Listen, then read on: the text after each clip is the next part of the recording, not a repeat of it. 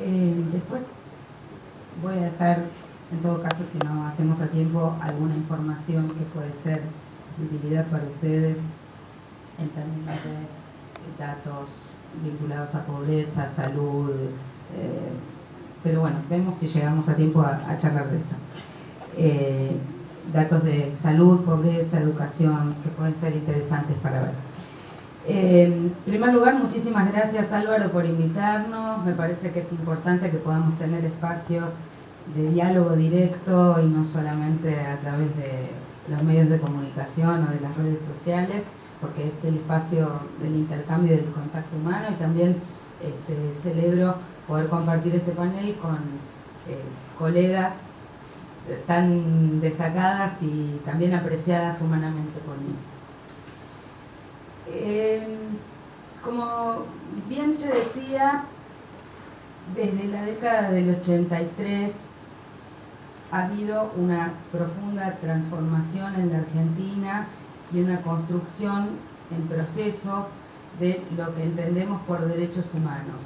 no solamente a nivel de la Argentina, sino también en el mundo.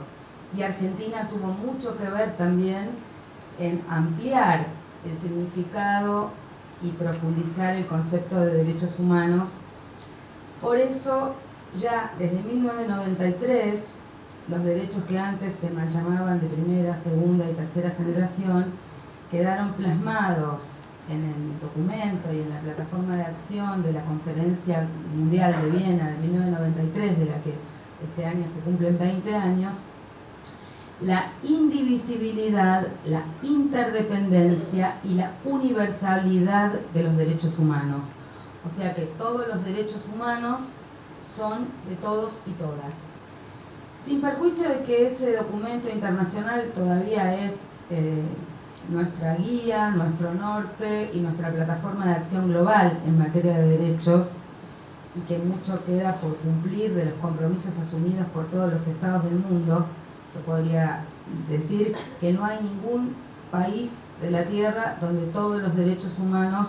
se cumplan a rajatablas y en su integralidad. La diferencia de un estado a otro está puesta en aquellos estados, en aquellos países que asumen que no cumplen todos los derechos o niegan que incumplen derechos, y las herramientas e instrumentos que los países ponen a disposición de la ciudadanía para exigir ese cumplimiento. Por supuesto, Argentina y Latinoamérica en general ha firmado casi todos los tratados, pero Argentina en particular es un país donde están ratificados todos los tratados en materia de derechos humanos, tienen rango constitucional desde 1994, y tenemos firmados también todos los protocolos facultativos que le dan el máximo de instrumentos a nivel global reconocidos a un ciudadano para recurrir, ya sea a través de los recursos internos o internacionales en materia de derechos humanos. Esto es muy importante porque países importantísimos del mundo, como puede ser Estados Unidos, no tienen la batería de instrumentos internos y externos para proteger derechos, o incluso, a veces esto no se sabe, pero Estados Unidos ni con los presidentes demócratas ha firmado o suscrito determinados tratados como Convención de los Derechos del Niño, por ejemplo, para decir una cosa que, digamos, no resistiría ni resiste el menor análisis, ¿no? Entonces, en primer lugar, tenemos que mirar esto en perspectiva, sobre todo cuando algunos medios de comunicación o cuando algunos otros países, como la Secretaría de Estado de Estados Unidos, a veces hacen monitoreos de los derechos en otros países sin poner el foco o sin autoevaluarse, ¿no? Entonces me parece eso muy interesante. En segundo lugar, quiero decir que yo he sido testigo, partícipe de estos 30 años de democracia, de distintos momentos políticos y sociales, y entiendo que ha habido gobiernos que iban en la dirección de la ampliación de derechos, o van en la dirección de la ampliación de derechos, y otros que van en sentido inverso. En este momento, digamos, lo que puedo decir es que cada gobierno debe ser analizado también en el contexto nacional e internacional en el que le toca vivir, que eso no puede ser un juzgamiento abstracto, y en ese sentido, por supuesto, entiendo que el gobierno de Alfonsín y los primeros años de la democracia fueron en la dirección correcta, si bien es altamente probable que todas nuestras expectativas no se hayan cumplido, pero es muy importante entender también el contexto en el que se desarrolló este gobierno y, por supuesto, los condicionamientos por la salida de la dictadura y también el desconocimiento social de muchas situaciones, porque hoy nosotros sabemos y todos los días se devela un capítulo más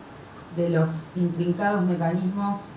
de lo que sucedió durante la dictadura, no solo en términos de la represión, que era lo más obvio, digamos, o la desaparición de las personas, sino los intrincados mecanismos y las conexiones de esa dictadura con un modelo económico y con intereses corporativos e intereses económicos que de alguna manera fueron los que originaron el golpe. Esto es importante porque si no, no entendemos cómo después viene la película. O sea, no es que estamos en un abstracto. Acá hubo dictaduras en América Latina, concertadas y simultáneas, que tenían que ver con un modelo o con la imposición de un modelo económico que era funcional a determinados intereses de un grupo privilegiado en la Argentina, pero también con dependencia de otros países que imponían ese modelo en Argentina. Esto, por supuesto, se complejiza en la década del 90. En relación a la década del 90 yo tengo los peores comentarios, porque creo que tanto el menemismo con toda crueldad y la alianza con desidia, resignación en algunos y incapacidad de profundizar los cambios fueron funcionales también a un modelo inequitativo de distribución de la riqueza, a generar exclusión y con gravísimas consecuencias.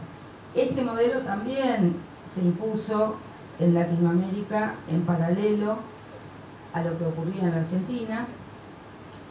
Y bueno, yo por supuesto me ha tocado ser parte e integrante del gobierno tanto de Néstor Kirchner como de Cristina Fernández de Kirchner, el Instituto Nacional contra la Discriminación, la Xenofobia y el Racismo, y también he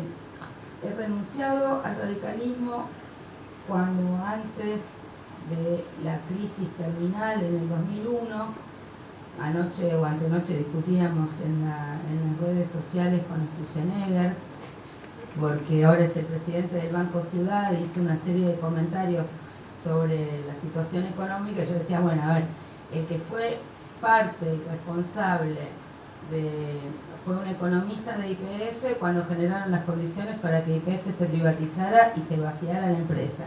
Y después fue el secretario de Política Económica, con López Murphy y con Cavallo, que fueron los responsables. La verdad que hay que tener un poco de decoro cuando vas a opinar sobre si tenemos derecho o no de poner una política de control de precios y en qué condiciones vamos a trabajar para que el valor real de los sueldos no afecten al bolsillo. Pero retomando el hilo de la conversación, lo que quiero decir es, hay unos derechos que están en los documentos internacionales y están en los papeles. Y la concreción de esos derechos se hace no solamente por la existencia de un poder judicial, la independencia de un poder judicial y los recursos para poder llevar adelante o defenderse si esos derechos se ven agredidos, sino que se hace si hay un Estado presente y políticas proactivas para defender ese Estado. El Estado no solo puede estar presente y tener políticas activas cuando hay un gobierno que tiene definición política e ideología clara para avanzar en este sentido, sino que además tiene que incentivar, propiciar que haya una correlación de fuerzas en la construcción de los actores sociales y políticos que permitan dar esas batallas frente a los grupos privilegiados, a quienes concentran la riqueza o a quienes concentran la riqueza en términos económicos, pero también en términos simbólicos y sociales. Entonces,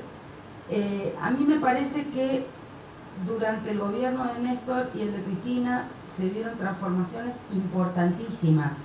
que tienen que ver con la ampliación de la agenda de los derechos sociales, civiles y políticos. En primer lugar, el criterio de recuperación de la política como ordenador por encima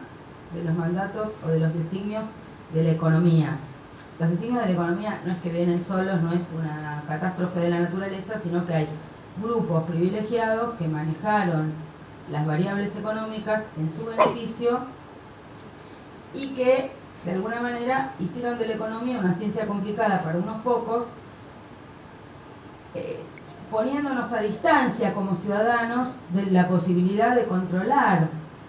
cómo se recauda, quiénes recaudan, cómo se distribuye y a quiénes benefician las políticas públicas o el gasto público. Entonces me parece muy importante los procesos de inclusión que se fueron produciendo. Primero, la salida de la crisis en la que Argentina estaba inmerso. Yo puedo pasar ahora algunos de los indicadores, no sé si estamos ahí para ver esto, pero por ejemplo, en materia de evolución de la pobreza, no sé si esto, ahí. Bueno, en la década del 90, yo no sé si los que están arriba pueden manejar esto mejor que yo, pero en la década del 90, con Menem y de la Rúa, la brecha entre el 10% más rico y el 10% más pobre se amplió casi en un 70%. En agosto del 2002 se generó la mayor brecha registrada en el país, o sea, había una diferencia entre los más ricos y los más pobres de 46.6 veces. Un año atrás la brecha era del 33.9, o sea, esto que ahora algunos pretenden decirnos cómo controlar los precios o cómo no controlarlos, o si hay que devaluar o no hay que devaluar,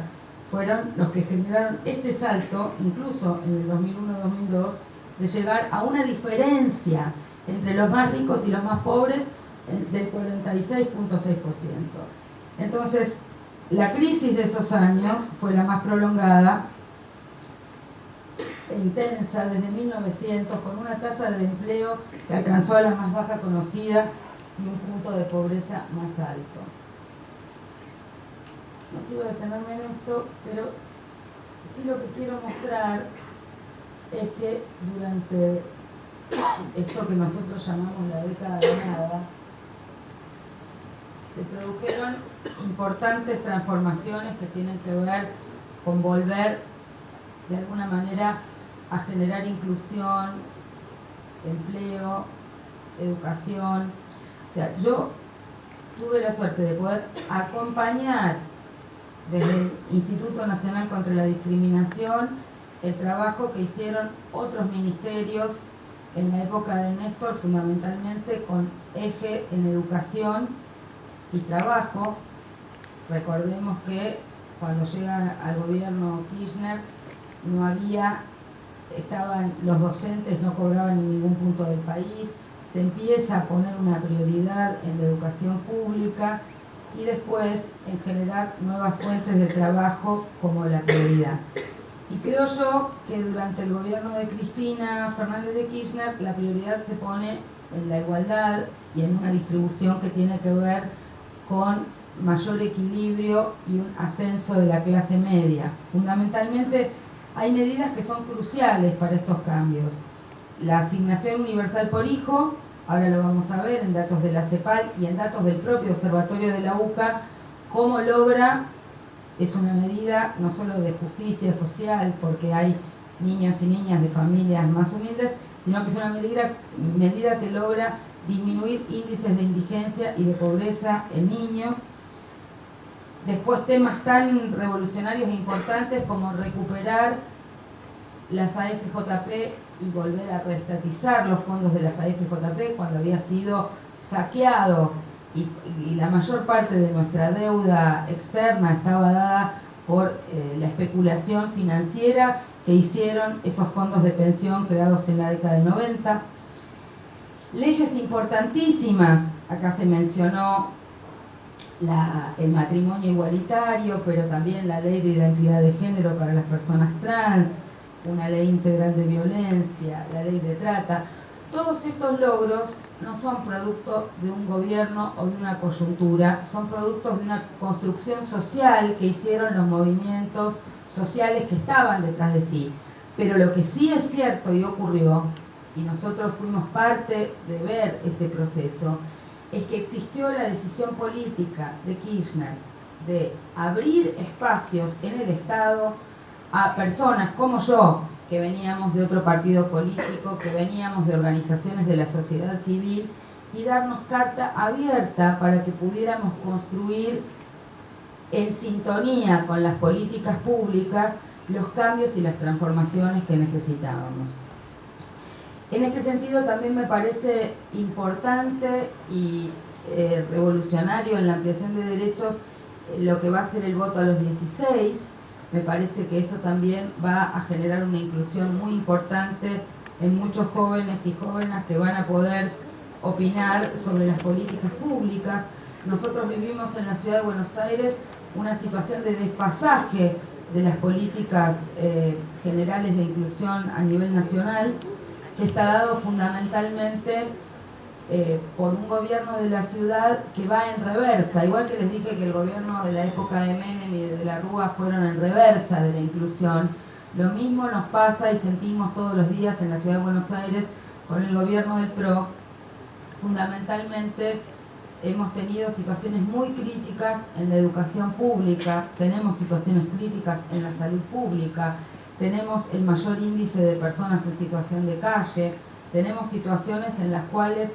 se avanza sobre derechos, incluso llegando hasta situaciones de represión sobre las personas más vulnerabilizadas, y eso contrasta fundamentalmente con otros indicadores que se dan a nivel nacional en materia de salud, en materia de pobreza. Por ejemplo, siendo la ciudad más rica del país, teniendo los indicadores de alguna manera económicos iguales que los nacionales o mejores en términos de ingresos, desarrollo económico, habiendo duplicado los ingresos la ciudad de Buenos Aires, no ha tenido ninguna política activa para descender los índices de desocupación. ¿Cómo puede ser que la ciudad de Buenos Aires, teniendo mayor o igual desarrollo económico que al promedio de las provincias, tenga las tasas de desocupación y subocupación intactas a lo largo de esta década, cuando han descendido o se han modificado a nivel nacional? Yo quisiera compartir con ustedes tantas de las cosas que hicimos desde el Instituto Nacional contra la Discriminación en relación a personas con discapacidad, pueblos originarios, diversidad sexual, diversidad religiosa, que sin lugar a dudas significaron empoderamiento por parte de los propios actores que son los protagonistas de estos cambios. Creo que quedan muchísimas cosas por hacer, sobre todo y fundamentalmente en materia de ambiente, en materia de personas con discapacidad, en materia de pueblos originarios y en materia de igualdad entre mujeres y varones. Pero también creo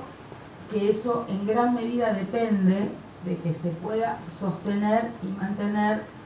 una línea en la lógica de un proyecto que tiene que ver con mantener la economía sometida a la política, que tiene que ver con la plenitud de las instituciones, porque aquí se dijo que se usan las armas de la democracia contra la propia democracia. La verdad que esa frase me asusta, porque nunca una ley puede estar atentando contra la democracia. O sea, estoy absolutamente convencida de que existen los mecanismos de que si una ley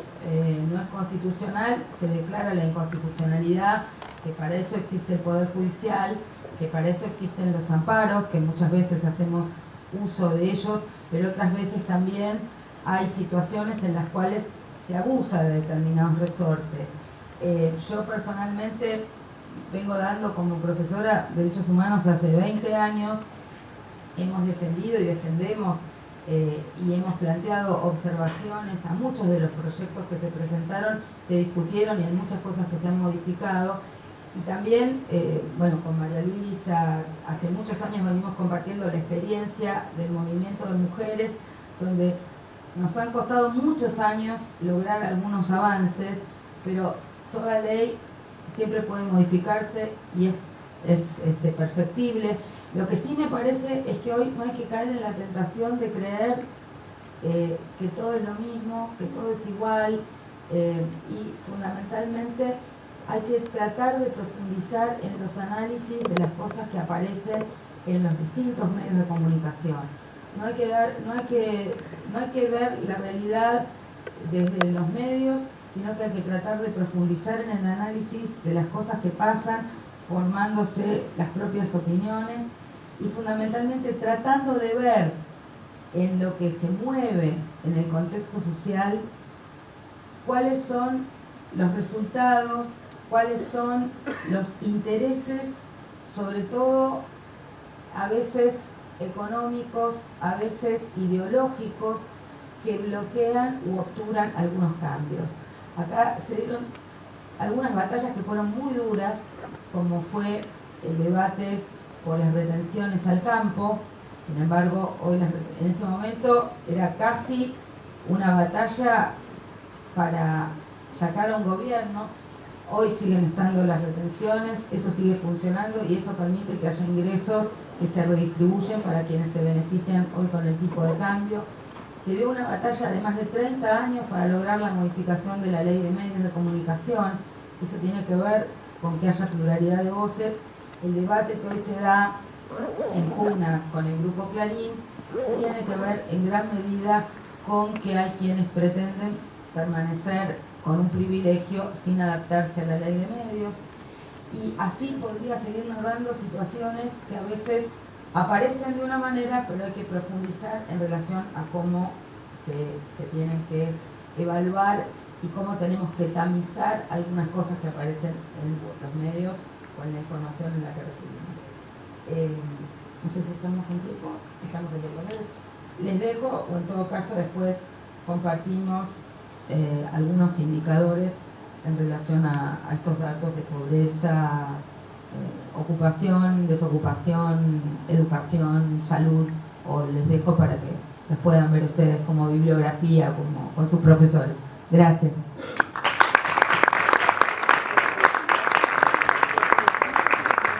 Bien, antes de pasar a las preguntas que abrimos al